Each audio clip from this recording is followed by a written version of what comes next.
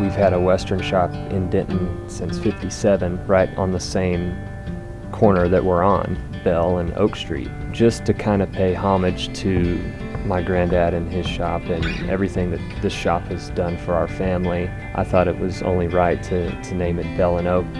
You know, it just kind of made sense.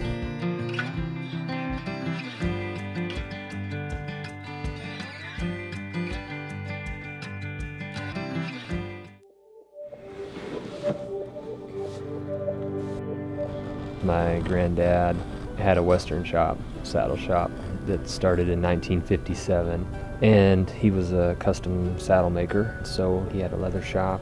And then when I was born in '82, funny enough, he actually traded the doctor bill for a saddle.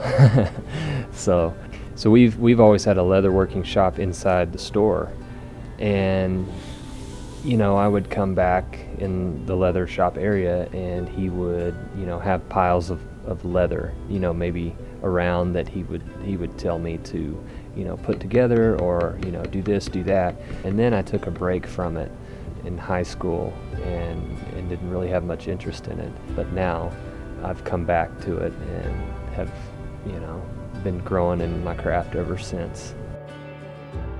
Instead of, you know, growing up riding horses, my parents bought me a dirt bike when I was 12. And we had some property to ride on. It was just like freedom for me, you know. I would get on my dirt bike in the summer and wouldn't come back until, you know, sundown. And so I got to the point to where I was racing dirt bikes, and I raced all the way up until I was 21, actually. And so I got out of motocross racing and then into graphic design and photography. And then in 2007, me and 4 guys decided to start a website. And in 2007, there wasn't a lot of action sports websites. It was all print. And so we were the first motocross online magazine. I was having to learn how to code.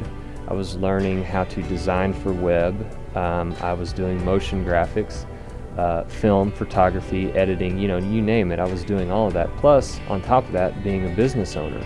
And it just got to the point where it was too stressful. I came back here one day during my break and made my dad a belt. And it was just so peaceful. There was no notifications, there was no email involved, there was no messages, you know, Skype, none of that. It was just, you know, me and the leather and the belt. It was just a surreal experience, and I wanted to take my knowledge of starting a brand and then put that into what is now Bell and Oak, and never turn back. So like as a designer, you're trying to make something, you're just clicking around, it's instant gratification, and that's where a lot of the society these days is headed. You know, it's a society that wants things now. I like to call it a microwave society because they want it in 30 seconds. And so for me, being in that world, it caused me to be very impatient, very anxious. It was hard for me to have conversations with people, and so I had to take a break from that, and leatherwork just was the complete opposite of all that. It was just, it was like a walk in the park, walk in the forest, you know, compared to that.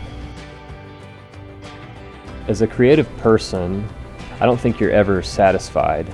So for me, I'm definitely not a master at leathercraft by any means, but there's that goal that you're always striving for, it to be, you know, perfect or be better than your last, you know, project.